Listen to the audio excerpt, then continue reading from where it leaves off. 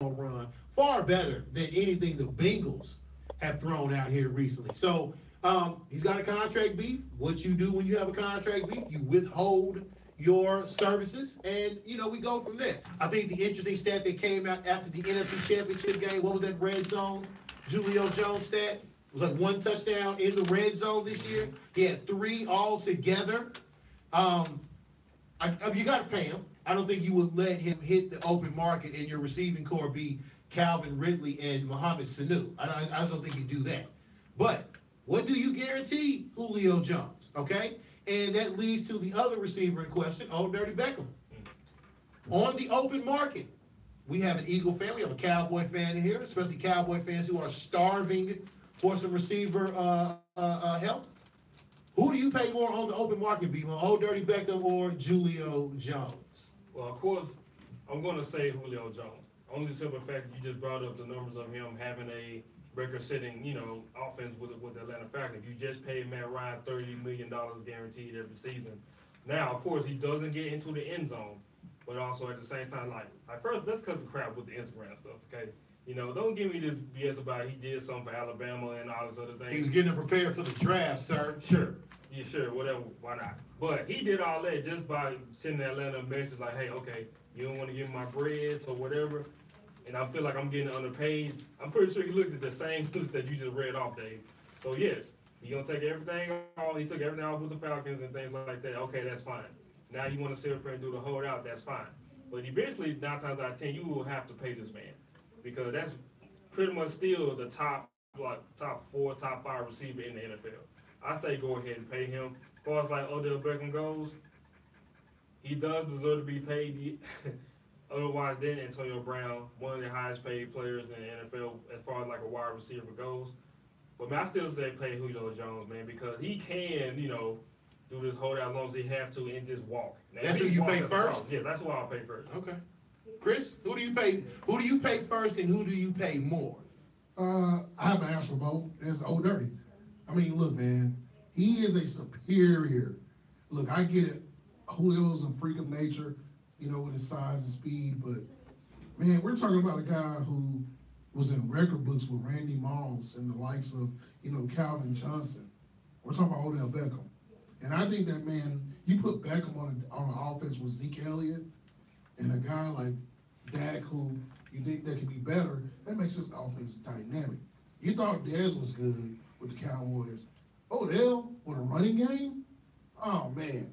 You can't double team him, especially if you got Zeke in there. So I think that I would pay Odell. Now, the problem is this. There's 2 things that hurt Odell in this situation. The injury, and then also the attitude. And regardless of what we think about attitudes and things of that nature, they do weigh that when it comes to contracts. Can you trust Odell in the long term? Can you trust Odell for not being on video with chicks that got, powder donut lines everywhere? Can you trust Odell, just going forward? But for me, I would pay Odell. My thing on Julio is this. Can he stay healthy? Because Odell had no history of injury until that injury. And we can call that a dirty hit or something of that sort. But Odell's a freak, man. He's a freak of nature. Look, there's one, I've never seen a receiver that dynamic in a while.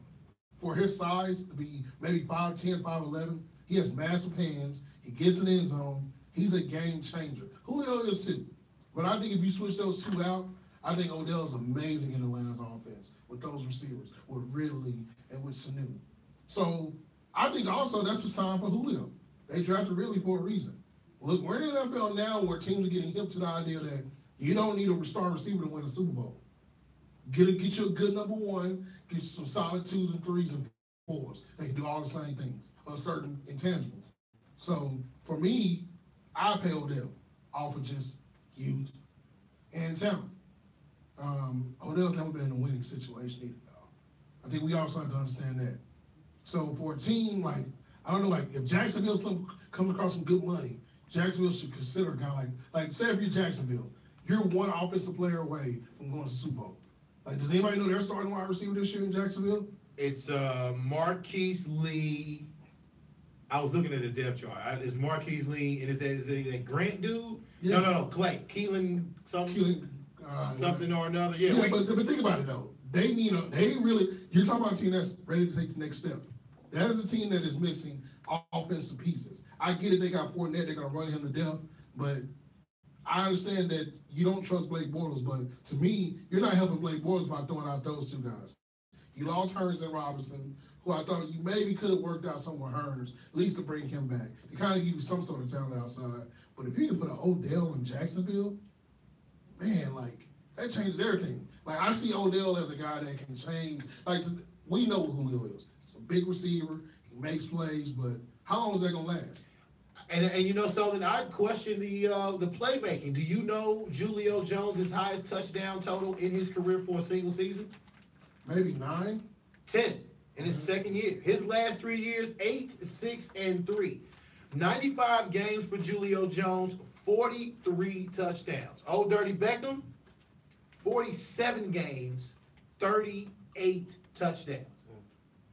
Half the games, only 5 less touchdowns. And again, Julio Jones plays in circumstances that are very ideal. He plays at least 9 games indoors, if you include the Saints game. At any point in time, has anybody say, yo, Eli is better than Matt Ryan?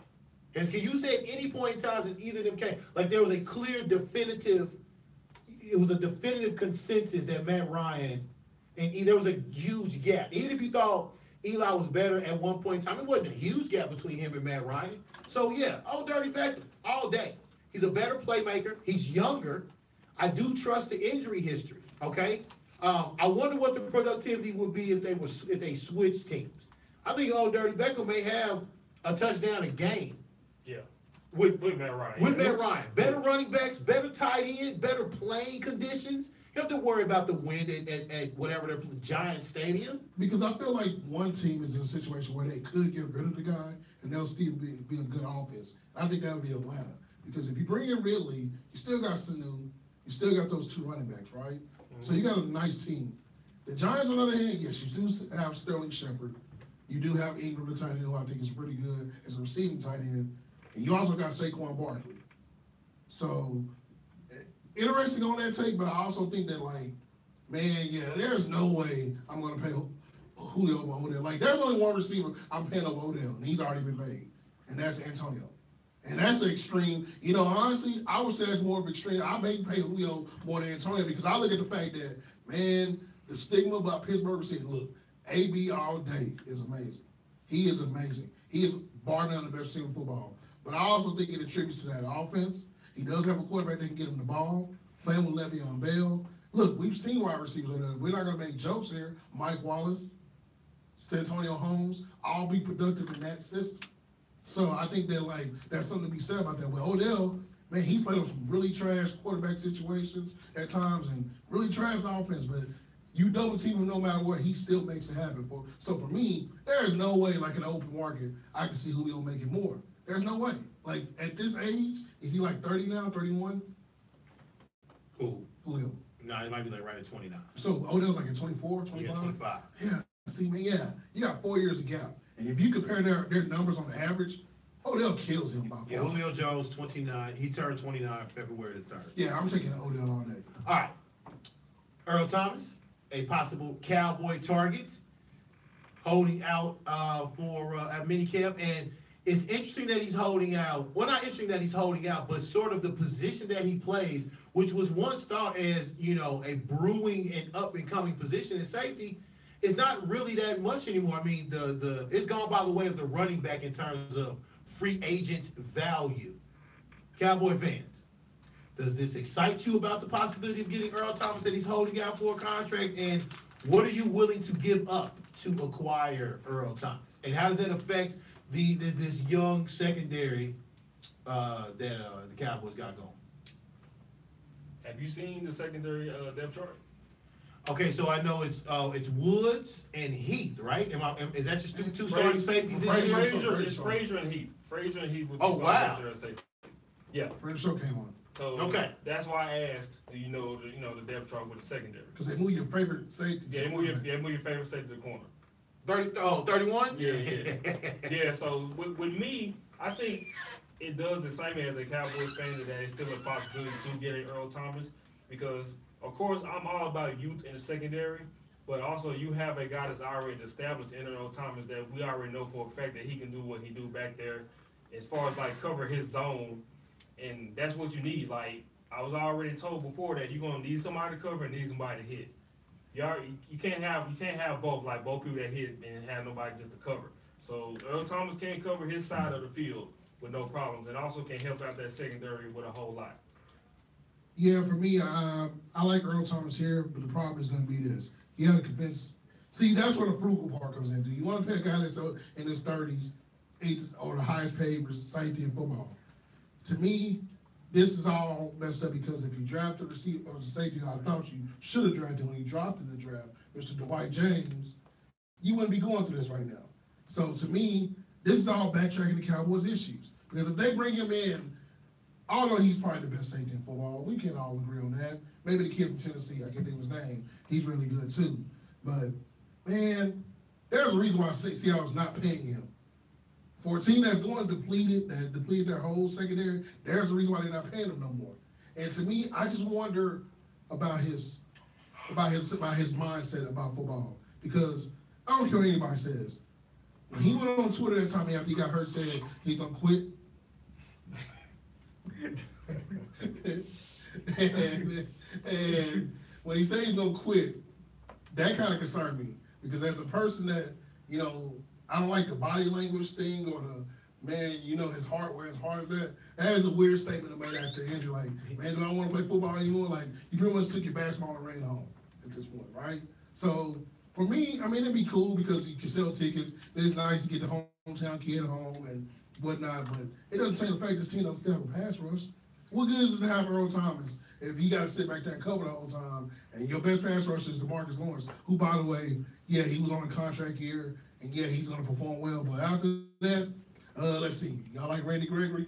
Y'all like, they didn't even bring back Terrell McClain when they had a chance. They let him walk to Atlanta. They don't have anything. So to me, this was just a bad mistake. And I mean, it'll work, I guess, but man, I'd rather go with the youngest at this point because we're already at OTAs right now. We're already at OTAs. Earl Thomas should have been a Cowboy before the draft. You know what I mean? At least we know what we can fill in and what we need to do. Right now, bringing him in doesn't make sense to me. I mean, he'll help with leadership, but this secondary is French toast regardless. Now, I like the cornerbacks. Don't get me wrong. My favorite new cornerback probably in the league is Jordan Lewis. Shout out to the University of Michigan on that. Mm-hmm. He is one funny dude, by the way. But, yeah, I don't know about Earl Thomas, man. Man, like, could you imagine paying him $13 million a year at his age? That's what he wants. He wants to be the highest pace. It's not about the years. He wants the money. And to me, if you're the Cowboys, you just got rid of Dez because of productivity. Imagine getting a safety that's 31 years old going to that defense. Okay. Yeah. Mook, any minicamp Eagle news? They cut Michael Kendricks. Oh. Money. Plus, the linebacker they drafted was designed to take his spot anyway. Plus, you got Jordan Hicks and they re-signed Nigel, so it is what it is. He is going to come in here with 3 different color greens on when the football preview show comes on. And I'm going to be very upset. Yeah. More Nigel, more Yannick's. All right. Big NFL news. Terrell Owens, after his 3rd try, got elected to the Pro Football Hall of Fame. He has now declined the invitation to put the yellow jacket on and speak to the people. Said that he may possibly have his own ceremony at a future date. We'll get to BMO's thoughts on that and the actual statement. And then Chris, of course, good old inside information, has actually talked to one Terrell Owens, and whatever information he wants to share with us, we will go from there. Look, I don't know if you want to call him bitter or selfish or whatever. He made the choice not to show up. I think it's funny. I think, okay, before y'all tell me anything, is this about the process? I think it is. Is this about the 3rd time? Okay. I'll explain that. Okay. Yeah. Which, all right, cool. I'm okay with that. What did he actually say, B-Mo? All right, here is his official statement. Not the tweet, right? Yeah, no, not the tweet. Please say that, please. I am so grateful for all of the support my family, friends, and certainly my fans have shown me throughout my entire career in the National Football League. When it was announced that I was going to be inducted in the Pro Football Hall of Fame, the response received from my fans was overwhelming, and I am truly humbled. I am honored to be included among this group of fellow inducted individuals. While I am incredibly appreciative of this opportunity, I have made the decision to publicly decline my invitation to attend the induction ceremony in Canton. I have already shared this information with the Hall. After visiting Canton earlier this year, I have came to the realization that I wish to celebrate that will be one of the most memorable days of my life elsewhere. At a later date, I will announce where and when I will celebrate my induction. I would also like to thank the San Francisco 49ers, the Philadelphia Eagles, the Dallas Cowboys, the Buffalo Bills, and the Cincinnati Bengals for the time I was granted with each organization. I am thankful for the relationships forged and the lessons learned while a part of each team. I wish to congratulate all past, current, and future inductees. It is quite an honor to be part of such elite company. Don't do this, Dave. This honor is something that I will cherish forever. Man, look, man. With this right here, like I said, I have no problem with him doing this because just like you asked that question, yes, I think it is the process of getting into the Hall of Fame. Took him 3 years to get it. To me, I still thought he should have been first ballot. But we all know how these Hall of Fame voters are with receivers. Go ahead, Dave. Okay, now as I get the notion of either you're a Hall of Famer or you're not, and I hate the notion that the writers choose to flex in this manner. You know, but I think we have to defeat the notion of being a first ballot Hall of Fame. Okay, and you know, mostly baseball and football have these problems. I don't necessarily, like in basketball, we may disagree with who's in, but they usually get them in the first time, especially if you are a no doubt. Like this isn't ambiguous. This isn't me and Chris debating Jimmy Smith or Keenan McCardell, okay? Like we're all in agreement that Terrell Owens is a no-brainer Hall of Famer. So I do think that this is a byproduct of us being caught up in the first ballotness of it. I think with this, it's like, yes, I have seen him, seeing him with videos and everything, going to Canton, getting his bus together, like talking up with other Hall of Fame, people that's already in there. Like he's already been to that process of getting everything done. But now, I think when he made that trip up there to get everything done for the ceremony, okay, let's just say it's kind of like a high school reunion or something like that. Like you went to school with these cats, and then you finally come back to a reunion, and you know what I'm saying? Like you felt like they just dogging you, or they're gonna dog you while you're there. Like they didn't want you there probably already in the first place, but it took like 2 or 3 times just to get you there. But now all of a sudden that you accepting me now, y'all probably don't even like me anyway while I'm up there, or just talk to y'all anyway. Luckily he didn't stare outside towards the other side of the window to a certain person, because I'm pretty sure that he's seen that person on the other side. But I think that's how T.O. feels. Like he feels like, okay, y'all don't even like me anyway. It took y'all this long just to put me in here. I don't want to sit up here and stand and quote unquote be fake and give my induction speech to a lot of people that didn't even want me in the first place. Like that's how I really feel like he feels. Or maybe another thing, how I don't want to say it's financially, but I think how everybody is, like how they families and people come out and you see guests and everything go to Canton, like they fly those people out there. I don't know if it's financially or not. I hope it's not. Or even just if you want to just go by yourself, I don't think he would probably want to do that either. So I have no problem with him, declining going to the Hall of Fame induction. I don't have a problem with it. I just think like the way he's carrying himself attitude-wise towards this, like kind of just questions like how he really feels about that, and I really truly think that's how he feels about it. Yeah, so it's kind of a weird situation. You guys are hitting good points about the whole thing about him and what you perceive or what you think. I'm going to eliminate 2 of them already for you. It's not money, because NFL does pay for those things. They make a plus, and trust me, in that small city of Ohio, there will be plenty of hotels, bars, restaurants that would love for Terrell Owens to host a party there free of charge. So that's not a problem. So I think, just having conversations with him about his Hall of Fame induction, I think the thing that maybe most discouraging, I could be wrong as well, but just with talking with him is the fact that you look up in the Hall of Fame and get it. We all love Michael Irvin, right? We all love Michael Irvin. Michael Irvin was a first ballot Hall of Fame, I believe. And there's no narrative, no kind of rule of what the Hall of Fame is. There's always been this rule that, you gotta have good numbers, or at least have something to show for it. T.O. has the numbers. May not have a Super Bowl, but he has the numbers. And then there's this thing that says, we don't want troublemakers. But then you look down the Hall of Fame, I mean, geez, Lawrence Taylor. The year Lawrence Taylor got inducted to the Hall of Fame. Anybody else? Anybody recent? Yeah, Well, I don't know, because Bebo mentioned this guy that played for the Colts one time. I never heard of this guy. Austin Collie? Yeah, he's not. And He's not in the Hall of Fame. Oh, well, he just said the Colts, though. He's there as a visitor. He played for Syracuse in college. We're also missing Chris Carter too, also as well. Yeah, Wide receiver beef. I'm loving it. But Yeah, okay. I think when you who's look, running? Nah, not no more. I think that with T.O. is, when you look at T.O. during the time of his prime, he arguably was the best receiver in football. I think we all agree. He may have been the best receiver in football. I know personally, that year with the Eagles, that 1 year with the Eagles when he dominated, that was the worst nightmare I could ever have as a Cowboy fan, was facing that guy. Because he killed the Cowboys. Him and Donovan had an unreal connection. And I thought that was a Super Bowl. That alone, when he got, this is how great a receiver is. We never heard stories about Randy Moss going to a team that becomes Super Bowl champion. Even with Jerry Rice. I never heard, because the narrative with Jerry Rice was like, yeah, he's great, all-time great, the greatest. But I never heard of a situation where a team was one receiver away and they got the receiver, all of a sudden they're the favorites. The Eagles were like literally favorites because of T.O. And everything dropped off when he left.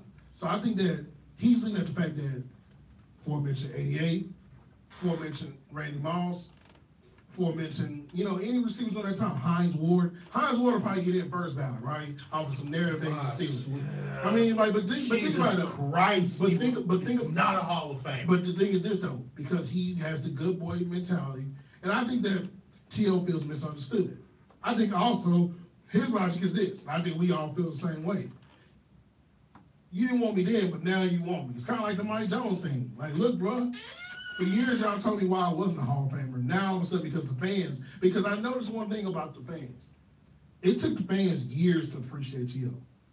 Until we start saying, God, dog, man, T.O. can't get in the Hall of Fame. Because I remember there was a point in time when T.O. was playing, I argued with people every day. They say he's not a Hall of Famer. Those same people today are applauding that he's in the Hall of Fame. So I think the fans kind of lobby this because the NFL doesn't want to go a whole another year and say, man, we need to put T.O. in the Hall of Fame again. I mean, how could you fix that?